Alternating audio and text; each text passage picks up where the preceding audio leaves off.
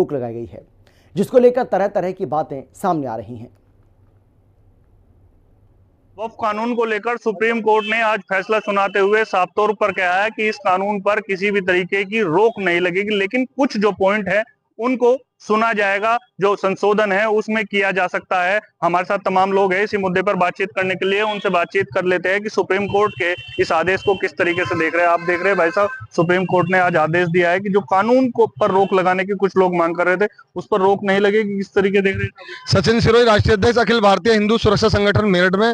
देखिए, जिस तरीके से 17 मार्च को इन्होंने एक बहुत बड़ा प्रोटेस्ट किया था, 10 से 15 हजार की संख्या में वहाँ बड़े बड़े मौलाना मदनी जैसे लोग और बड़े बड़े ओवैसी जैसे लोग वहाँ बैठ गए थे जंतर मंतर पर। हमने उस समय भी सरकार से मांग की थी ये कानून आए, इस कानून को देश के प्रधानमंत्री मोदी जी लाइए, क्योंकि ये बहुत गलत कानून है।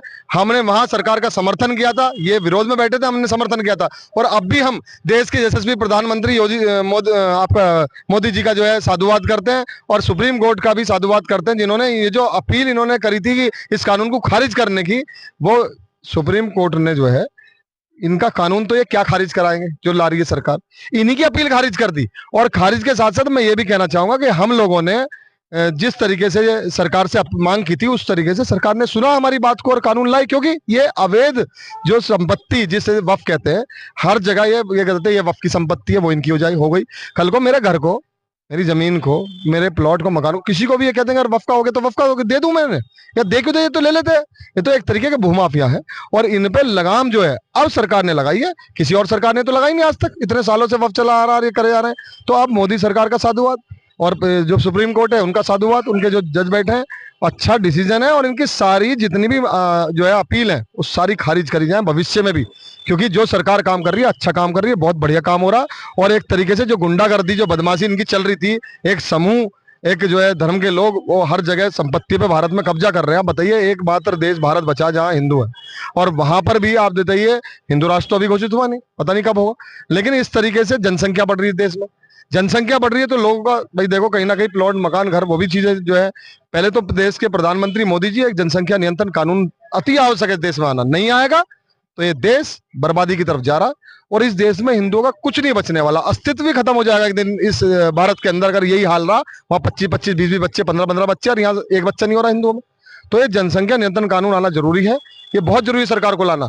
और ये जो वक्फ की जो संपत्ति कब्जा रखी थी, एक एक करके खाली हो रही है, कहीं पे बुलडोजर भी चले हैं, सारी चीज हो रही है और सारी की सारी संपत्ति जितनी भी, इतनी तो संपत्ति, मैं कह रहा हूँ कितनी संपत्ति अब इनका, अब एक मैं अगर देखोगे तो रेलवे बोर्ड से जो है उसके पास भी इतनी संपत्ति, इनके पास उससे वजह इतनी संपत्ति इस देश की है, वो सब खाली कराई जाए। आपको लग रहा है कि जब ये कानून आएगा उसके बाद जो मुस्लिम समाज के गरीब लोग हैं उनका भला हो पाएगा?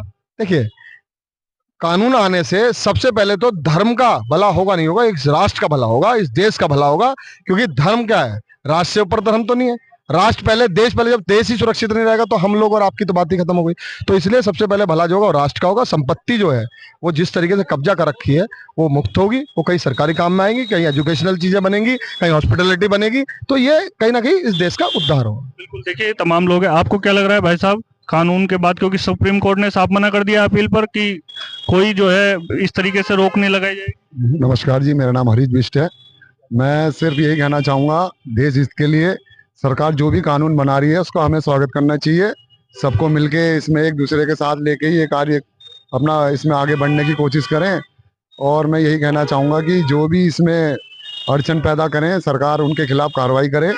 और जो ये वक्फ बोर्ड है, इसमें जितने भी हमारे देश में ज़मीनें जो इनके कब्जे में हैं इसे मुक्त कराया जाए जल्द से जल्द। यही इनसे वो रहेगी हमारी अपना प्रदेश सरकार से, और अपना पूरे देश में जहाँ पर भी इनके कार्य चल रहे हैं, गलत कार्य जो भी हो रहे हैं, जो मुसलमानों के खिलाफ हैं, इन्हीं के लोग इन्हीं के खिलाफ कर रहे हैं, तो ये भी बंद होने चाहिए, जिससे कि अपना देश में इस चीज़ से जो गति अवरोध हो रखा है, देश में और भी काम है, अभी इसी में फंस के इसको अपने समय भी नष्ट नहीं करना चाहिए।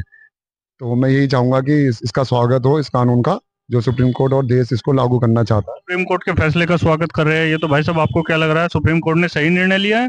सही निर्णय लिया है। इससे मतलब अगर हिंदू मुसलमान ना किया जावे तो हर आदमी का इससे फायदा है, देश का फायदा है, जितने भी गरीब मुसलमान हो चाहे हिंदू हो उसका फायदा है। वक्फ बोर्ड ने जैसे अनावश्यक तरीके से संपत्तियां जब्त करी है उसमें हिंदू ही नहीं उसमें गरीब मुसलमान भी पिसा है। तो इसमें मुसलमान को भी इस वक्फ बोर्ड कानून जो खत्म किया जा रहा है इसका स्वागत करना चाहिए। जो विरोध कर रहे हैं वो पता नहीं क्यों विरोध कर, उनको मतलब ज्ञान की कमी है क्या है, लेकिन सरकार ने जो भी ये कदम उठाया है बहुत सही उठाया है। आपको क्या लग रहा है भाई साहब? बिल्कुल सही फैसला है। ये जो है देश हित के लिए है और ये जो कब्जा हो रखा है ये अवैध कब्जा सब हटना चाहिए। कब्जा हटना चाहिए। आप क्या मान रहे हैं सुप्रीम कोर्ट के आदेश को किस तरीके से देख?